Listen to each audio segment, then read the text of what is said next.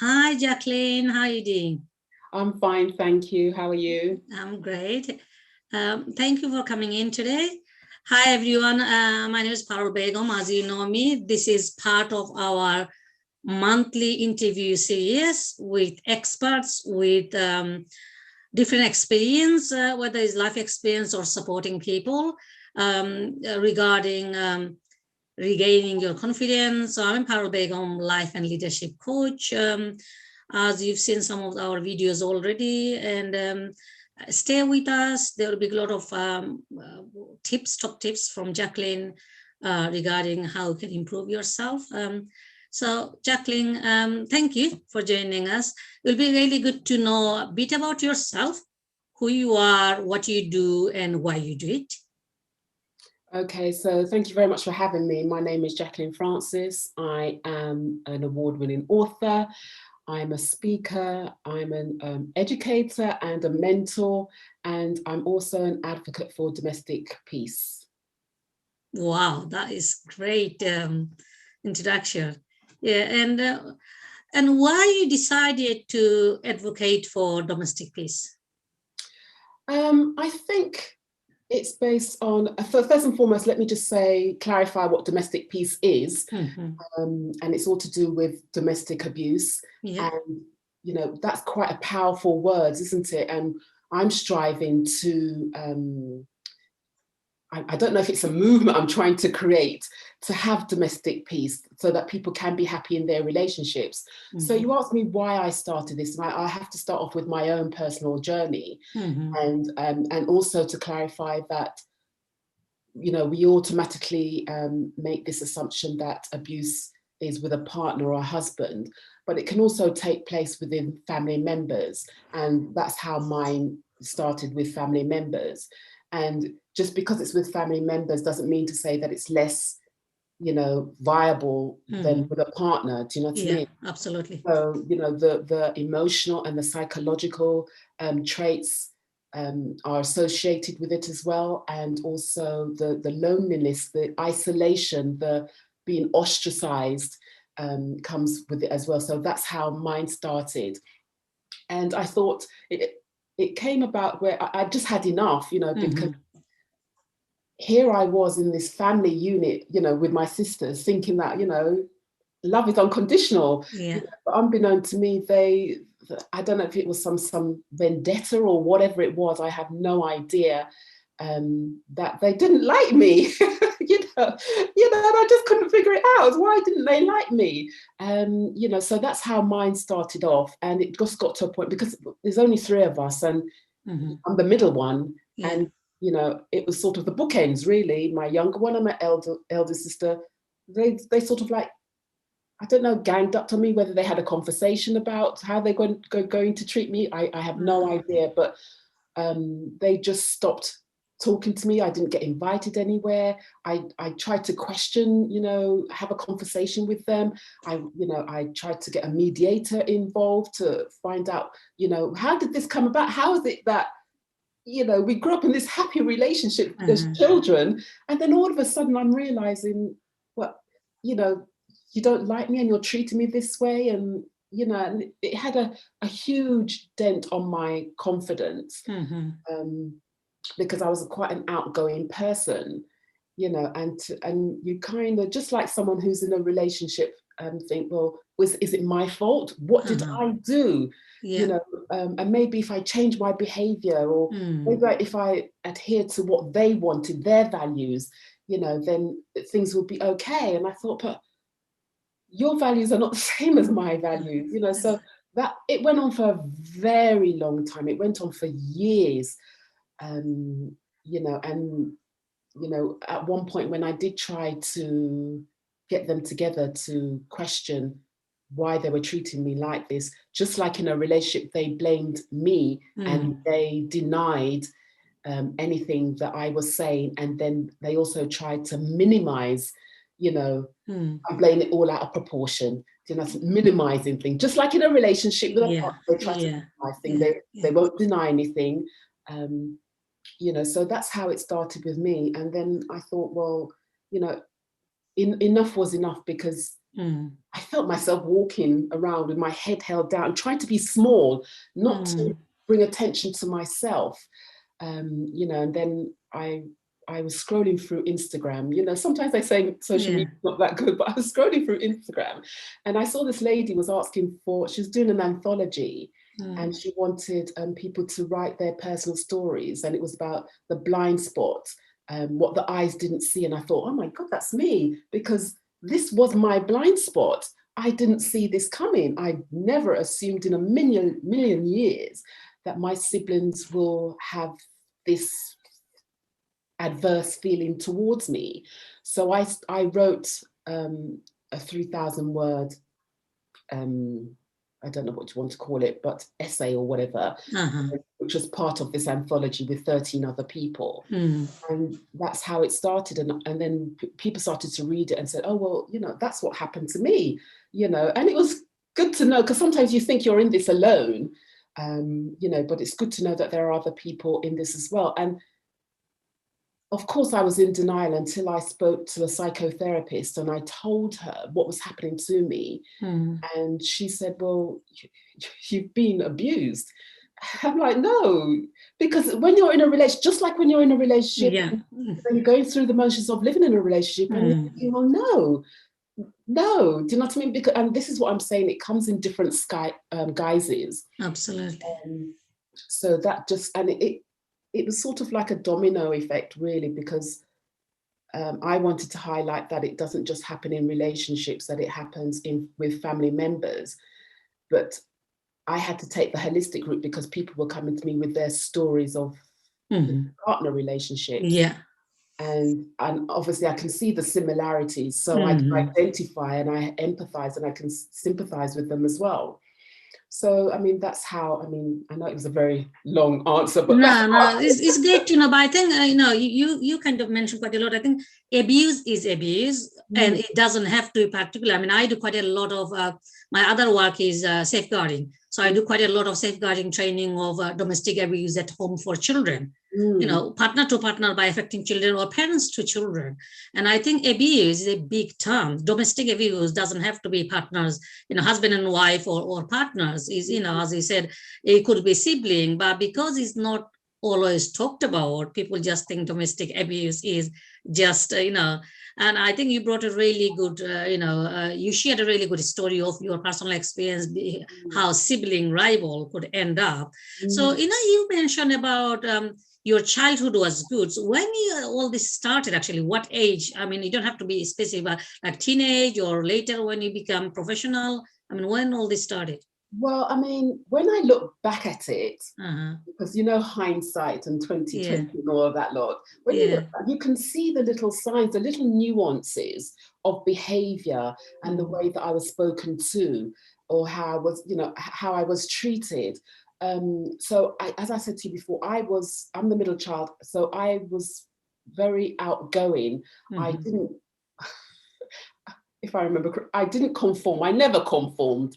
Do you know what I mean? I always went against the grain. And I think, but my sisters, they conformed. And maybe they thought, well, you know, how is it that she can do that? And I'm not saying that I got away with it, because I did get in trouble, but I was willing to take that you know, that trouble from my parents, you know, because at the end of the day, I had a good time, you know. So, but I think it really started with maybe, I started to notice it, I think, maybe in my 30s, late 20s, 30s. But because when I look back, I think, well, maybe because I was the first one to buy my own property, maybe I was the first one because you know, out of all of us to go to university, you know, maybe I was the first one, because I was the first in the family to do a lot of things. Do you know what I mean? But that doesn't mean to say that I wasn't supporters of my sisters, because they asked me questions. How did you do this? How did you do that? And I was forthcoming with the information, you know, but, you know, you can lead a horse to water, but you can't let them drink, can't let it drink, you know. So I think it stemmed from that. And I think it came to a point where I also started my own business as well. And even at the time, I didn't even know it was a business, because I was still working full time. It just didn't occur to me back then that, oh, this is a business, you know, because it sort of, the strategy that I had in place, it just what's the word? It just carried on without me being there. Do you know what I mean? So I didn't really pay that much attention to it. So there were a number of things that, when I look back, that maybe that's why they ostracized me and treated me the way that they treated me. So when you ask when did this start, for them maybe it started earlier, but for me, I didn't notice it until much later, even though I had the feeling, and people were saying to me, people, because you can see it from outside, people were saying to me, well, when I was explaining them, maybe they're jealous of you. And I'm like, well, no, what is there to be jealous of? They can do that too. What's the big deal? And I think maybe because I did all of this as a single woman with 2 children, I didn't have any partners, but yet I achieved all of this. And to me, it didn't seem much. You're just trying to make good for your family, aren't you? Exactly. You know what I mean? You take steps, you want to better yourself. You're in this job, you hate this job. How can I better myself? I'll go to evening classes, then I'll go to university, and then I'll get a better job. And that's my train of thought. So anyone could have done it, really. So maybe for them it started at an early age, but they didn't show it to me. It wasn't until later on that I realized what was going on. So Jacqueline, you mentioned about getting some psychotherapy and understanding it. So what have you done to overcome and become successful, becoming an author, now running your own platform? You're a very successful woman. What step have you taken to become what you are now? Right, okay. So for your listeners and anyone else who's listening, if you're for me, I was at rock bottom, to a place where you think, oh my God, you don't want to get out of bed, you don't want to shift the curtains or anything like that. But, I couldn't go on like that forever. Do you know what I mean? And start questioning and, not getting any answers, So I had to start, rebuilding myself, and start to believe in myself. And I think that's where it started. It's about self-efficacy. Starting off by thinking, got to believe in yourself. But I think what brought back some of my confidence was actually writing in being part of that anthology. And having said that, years ago, back in the 90s, I was actually journaling, and that is such a powerful tool, and you should never underestimate journaling. So I was always writing in my journal. Not necessarily every day or every week. It may be on a monthly thing, maybe 2 months or whatever. But I still have those journals going back to 1996, I think it is. Wow. Yes, I still have it, and I still write in my journal today. I wrote in there, well, I didn't write today, but last week I put an entry into my journal. So that really helped. And I think I wrote, for me to build back my confidence, I wrote a letter to my sisters. Wow. But I didn't post it. Right? I didn't post it, but it was cathartic for me. And that was part of the passage in the anthology that I wrote. I wrote to my sisters and I told them the good times that we had as children, the memories that we had. Do you know what I mean? And questioned, how did it come to this? And wishing them every success. But ultimately, it was about forgiveness. Yeah. Do you know what I mean? It was about forgiveness, and not so much forgiveness to them. It was forgiveness for myself first and foremost. Yeah. Because I'm like, well, you question, well, why do I have to forgive myself? But I had to forgive myself first in order for me to forgive them. So once I did that, it was almost as if a weight had been lifted off my shoulders. People think, oh, well, how can that be? It doesn't make any sense. But why would I lie? Do you know what I mean? Yeah. If I was feeling that way before, and then I started to, writing in my journal, and because even when you're writing, I'm crying, I'm blinded by the tears, because I'm letting out the emotion, and that's the good thing, rather than keeping it in. Absolutely, taking out. Exactly. And being part of that anthology and hearing other women's different stories and things like that, it was great, and I felt I started to believe in myself again. Do you know what I Mm. mean? You know, I can be the person I used to be. I can be whoever I want to be. And again, it's about believing in yourself. It's about self-efficacy first and foremost before self-confidence, because you've got to build that up. And also affirmations as well. You know, that also helped me as well. But, and then, because you're asking, how did I become so, I don't even think I'm so successful. I'm just, but then, you know, how do you measure success? Yeah.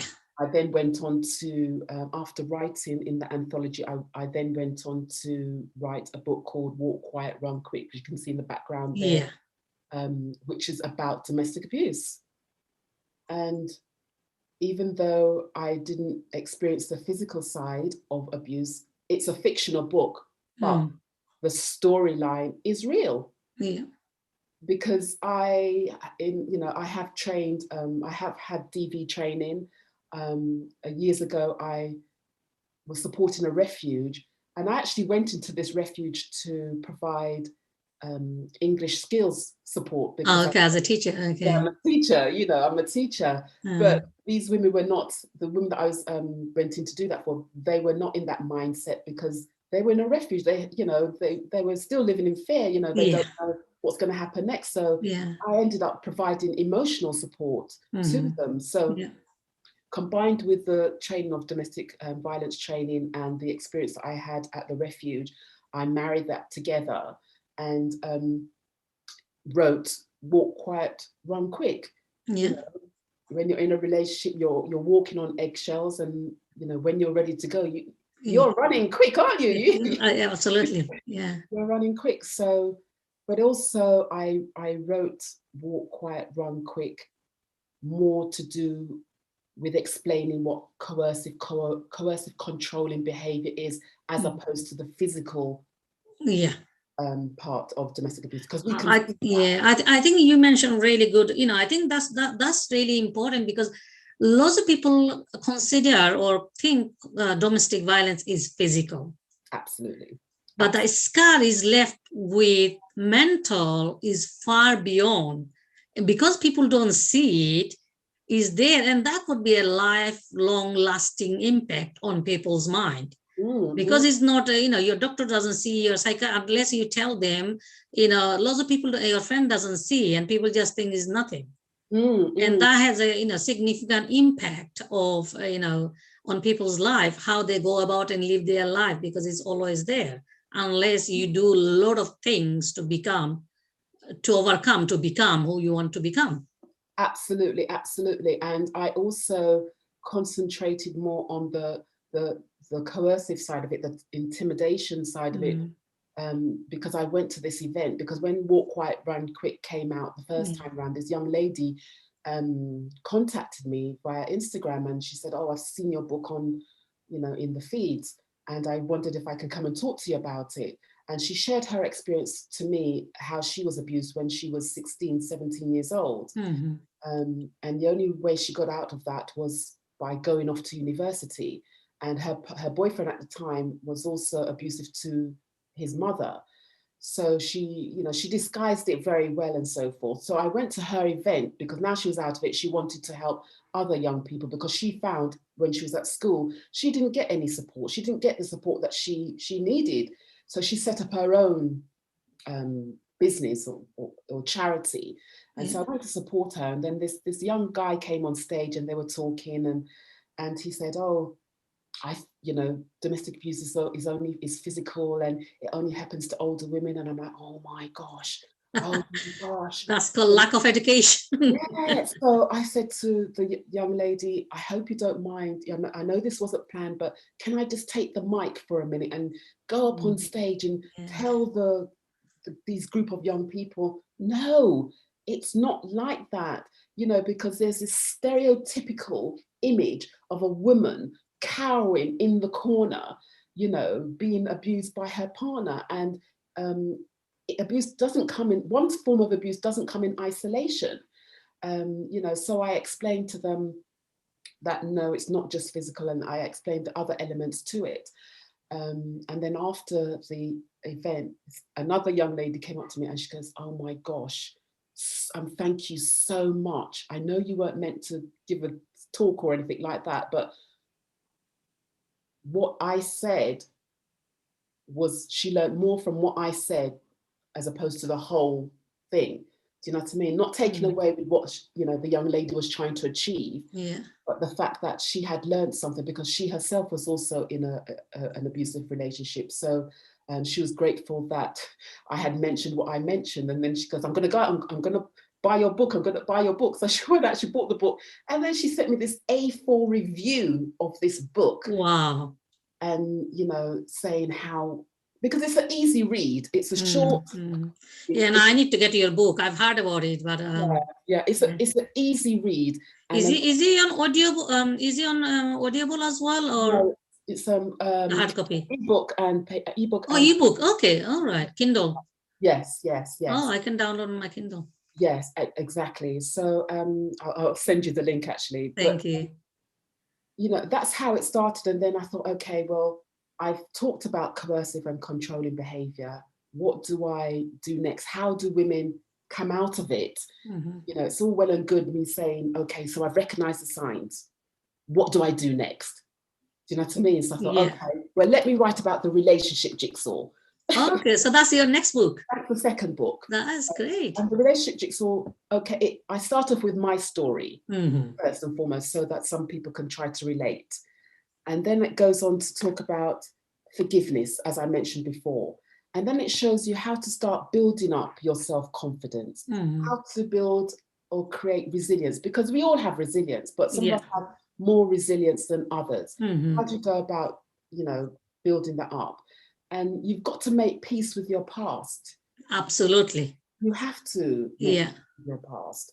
You know, and how do you go back out there? Because if you've been in an abusive relationship for such a long period of time, you may have lost your friends, you may have lost your family, because you know how the perpetrator tries to isolate you. And the whole control. Exactly. You know, so how do you get back out there? Can you still reach out to those friends and families that you had before? Or how do you go about making new friends? How do you go about stepping out into society again and start socializing? Because, you know, your self-esteem is at rock bottom, you know. How do you start repairing that? So I give a little bit about that as well. I haven't made the books intense. They're quite light reading because I've incorporated activities in there as well. Oh, that sounds great. Yeah, you can. I've incorporated activities in there as well. So there's a lot in there, and also the fact that there is light at the end of the tunnel. If someone absolutely, that's what people forget. And I think your book, you know, activity does help, because we all read, but if there's nothing to take action, sometimes people read but don't do it. So I find sometimes books, those books which go activity is helpful, because then you can do some task and that raises more question in your head and it gives you some answers as well. Yeah, I mean, it's the starting point. I mean, if you don't know where to go, what to do, what do I do next? You know, it's the relationship jigsaw, 8 key pieces for healthy, happy relationships. And I've just chosen, I mean, there's many more pieces, but I've just chosen 8. You know, and people say the relationship jigsaw, why did you call it the relationship jigsaw? And for many reasons, women and men, they try to fix things. Yes. Clearly not working. Yeah. Just like a jigsaw puzzle where you try to force a puzzle into a space where it doesn't work, but no, it goes there, it must go there. Yeah. You know what I mean? And it doesn't work. So it's finding those pieces that I've chosen in a relationship jigsaw that you can start off with.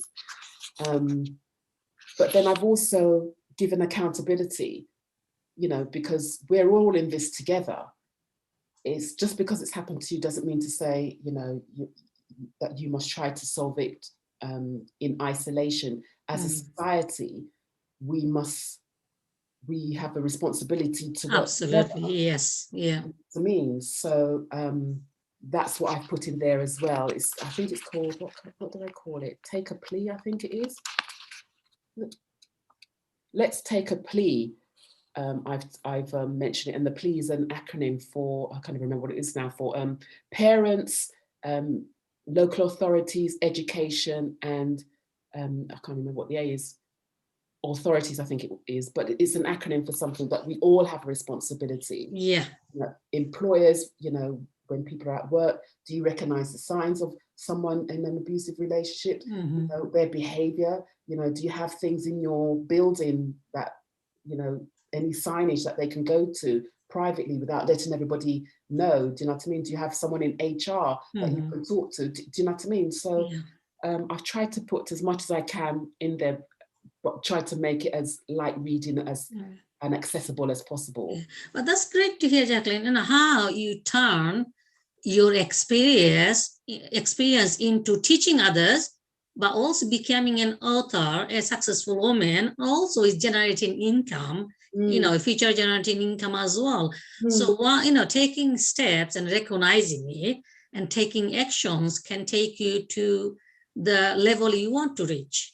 Or more than. And I think one of the things you mentioned about, forgiving, and I think that's something we forget. And I mean, I remember one of my coach when I was doing coaching training said, not forgiving someone mean you drinking the poison, because that doesn't affect them, but it's affecting you because it's on your head that this person behaved this way with me, or they did this to me. So it's always on your head, and you go through like crazy because you find hard to forgive. But forgiving them for yourself, not necessarily for them, but for yourself, isn't it?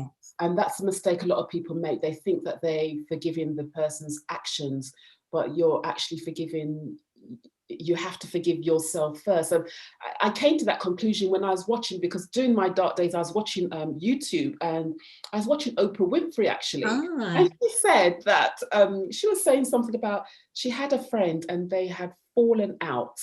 And one day she was out and she was very, very low. And she saw this friend with another friend laughing and joking and having a good time, and there she was being miserable as sin, feeling really low, but it wasn't affecting that other person. Do you know what I mean? But yet she was carrying it. She was being affected by it. It was stopping her from doing what she wanted to do. Absolutely, but not the other person. So you have to forgive yourself first in order to forgive other person. But I also mentioned, just because you have forgiven them doesn't necessarily mean that you forget what they have done. Yes. Yeah. But you have to move on. Yeah. From that experience. Yeah, no, absolutely. I mean, if you don't move on, you're gonna stuck. You don't deserve this, and you need to really work hard. And I think that clearly takes us to our next question, really.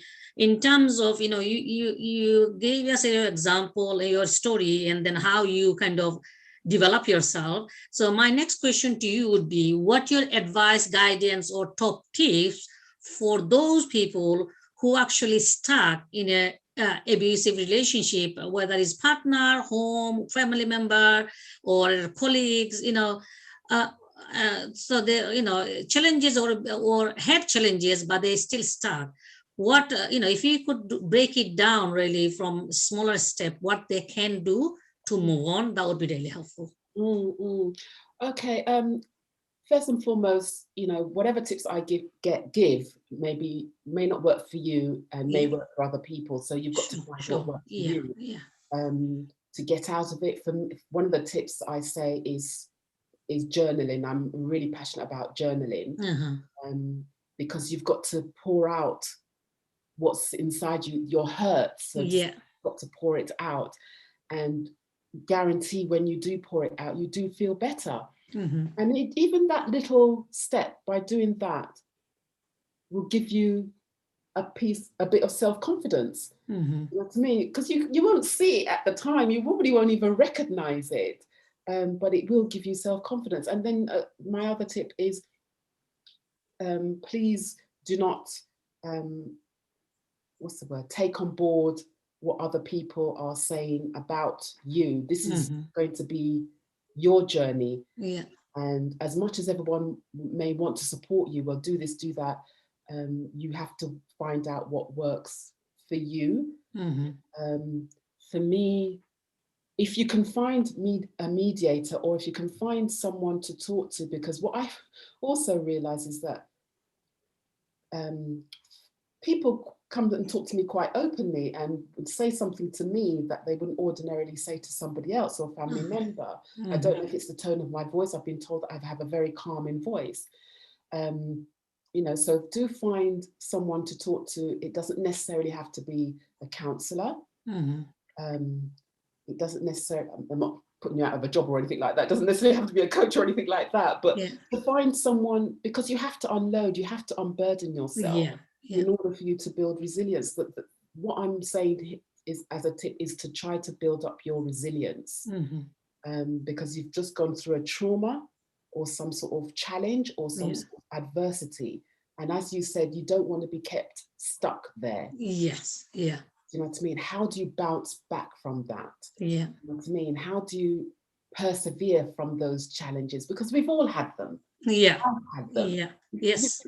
If you're saying that you've never had it, you're lying. I'm sorry. Absolutely. Absolutely. We all have different kind of experience. Yes. Who from is different, but we all have different experiences. Yes, absolutely. Absolutely. And, you know, and I think for young people, because I want to take on board young people as well. I want to include young people as well, because as much as I'm talking with my peers, and young people think, well, what, you know, as parents, what do they know? Do you know what I mean? But we're telling you from experience, you know, so that you don't have to go through it. Yeah. So if you can talk to an older member of the family or friend, they don't have to give you advice. They can just be a listening ear, because sometimes you don't necessarily want advice.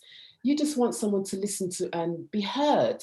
Yeah. Do you know what I mean? So my tips, as I said, is try to build resilience. Journaling is a good thing. So affirmations are good as well, but it always starts with you.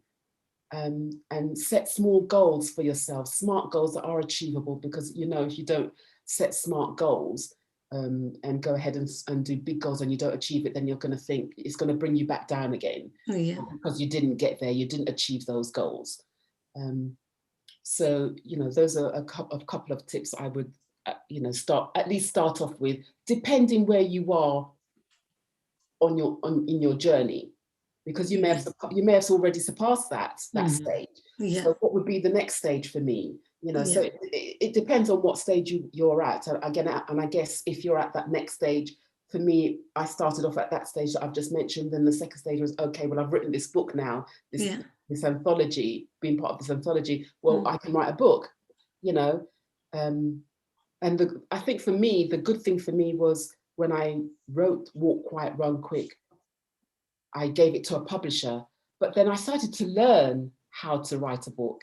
So, and the steps that were required. So then when I wrote the relationship jigsaw, I published it myself. Wow, excellent. Do you know what I mean? So you became a publisher yourself. That's fantastic. So then you're developing all these skills. Yeah. You know what I mean? And when you develop these skills, you become confident and you become empowered. And that's how She Empowered came about on Facebook. And it's been very successful. I love all your interviews. Your interviews been very, you know, thought-provoking. You know, was it yesterday I was watching with two ladies you were interviewing. Those are really good, because you bring in real life experience, what people going through, you know, and that gives people who are stuck at the moment and don't say. I think that's something, you know, throughout the pandemic, what we've seen is domestic violence went up really high, and it's not just partner domestic violence, but children and parents. And children to parents, which we forget, sometimes children become violent to parents as well because of the different relationship. But, you know, is recognizing and looking at way forward, really, you know. Absolutely. I mean, the platform that you're talking about where, okay, I have She Empowers and I have Stop Sweeping It Under the Carpet. But I know with Stop Sweeping It Under the Carpet, when my guests come on and they talk about their experiences, they are interlinked, because they feel empowered talking about their story. And as a result, they are also empowering other women by their stories. And the one that you saw on Wednesday afterwards, the lady, I think she put it in the post actually, she said, because she was, when I was talking to her on offline, you know, beforehand, she was like, oh my God, I'm so nervous, I'm so nervous. And, you know, we've had this interview before, you know, and I tried to put women at ease and so forth, a little conversation and so forth. And she goes, oh God, I'm so nervous. Oh my God. She was really, really nervous, you know, but she did say that it really helped with her confidence. She felt really confident. And then when it came to an end, you know, the interview came to an end. She goes, what? I was just getting started. Do you know what I mean? She was great. I mean, I have both of them. They looked really natural, just like talking about experience. I think people actually get nervous because they're thinking too much about it before they're doing it. But I think when people start talking about their own experiences, it's just flow through naturally. And what they don't realize how much impact on others. I mean, when I was listening, I was keep thinking over the women I'm helping, or I was helping throughout the year, you know, similar story, and, you know, like, and how those one who are stuck, how they can change themselves as well. And that's why I was asking quite a few questions, what the advice would be for those, you know, like who are stuck. And you don't have to stay stuck, because as one of the ladies said, that they have been commissioned, given a hub, I think in Barking and Dagenham, and you know, they're setting it up at the moment for women to come in to talk, and then have experts in, and, you know, it can be used for other purposes as well. So, you know, the spotlight is on them, on Barking and Dagenham, really, because they've commissioned this report, haven't they? So people want to see the outcome from the report, and how much and what things are going to be happening with this as well. So so next week now I have 2 other ladies, so that will be sharing their stories as well. So and then to counteract that, when I did the first interview with Dimple, and she really wanted to highlight that with the Asian community, a psychotherapist, is he a psychotherapist? Yes, I think he is. He contacted me, and he wants to have this conversation because we're going through this revolving door, which has been going on for years. Because when I read that report, there was an article in there that was a woman had mentioned back in the 1960s, and nothing's changed. Nothing's changed. You know, so we can't keep doing this thing, this revolving door, and expecting a different result. So he's told me what him and his team of psychoanalysts and psychotherapists have come about, and I really want to have that conversation. So I want to get, you know, the interviews out of the way, and hope that he's watched it, and then he can come on the back of that.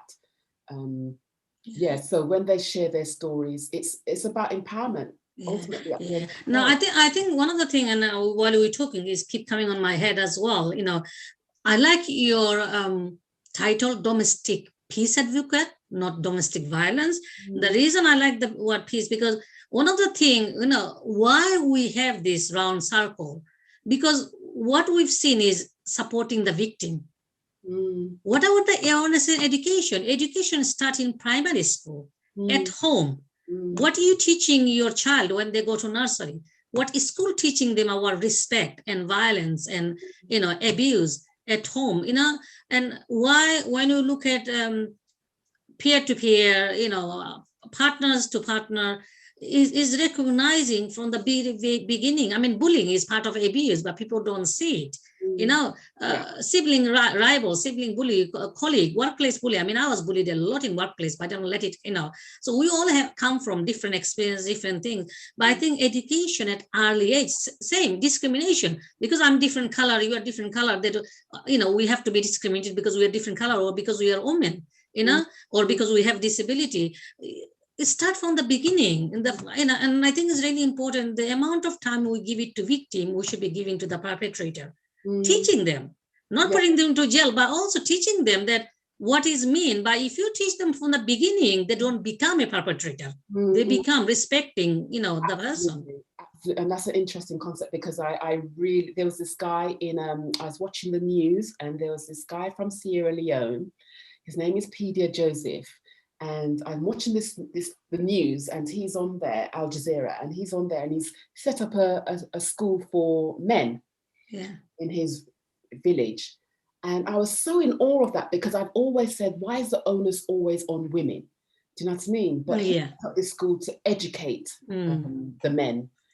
And, you know, and I really wanted to see the outcome of that. So I invited him on. But, you know, he's in the rural village or whatever.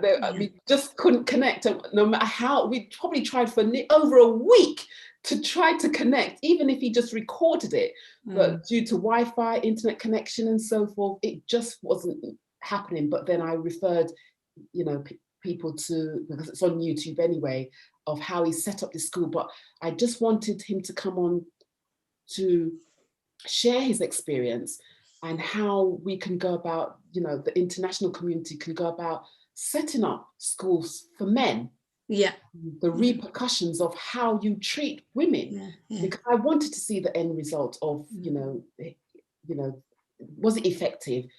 You know, were the men reciprocal to what he was putting in place? And they were, and they had an understanding, you know, but because they're in this rural village and they don't have internet, they don't have Wi-Fi, they don't know what's going on in social media, they can only go by what happens in their country on a cultural basis, and the men are normally the patriarchs of the family, you know. But he said that there is less domestic abuse, there is more education, there's more awareness, the women are more aware of their rights and how they should be treated. So it has had an impact on his community.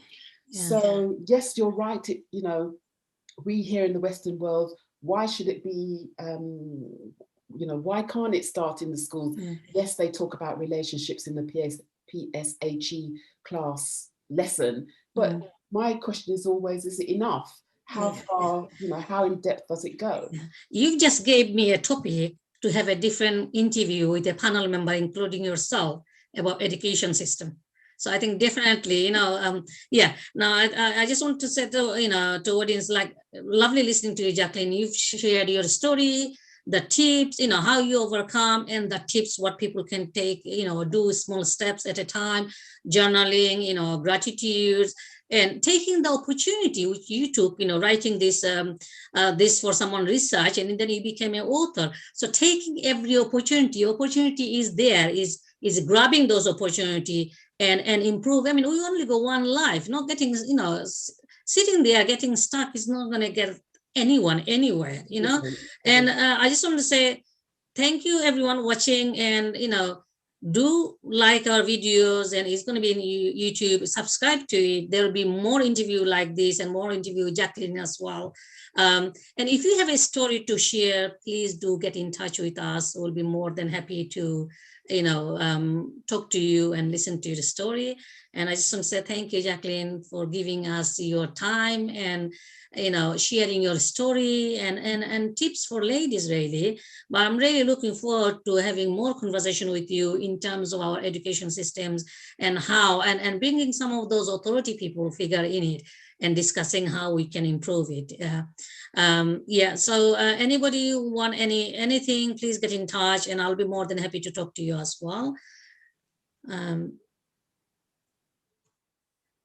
Okay, so thank you so much for having me, Parul, and I hope that my tips and my stories will help your viewers. But remember, please don't suffer in silence. And, you know, the world is your oyster. We're in a pandemic, but doesn't mean to say that, you know, you keep stuck in your relationships. And, you know, take little steps, you know, do little goals at a time in order to help to build your confidence.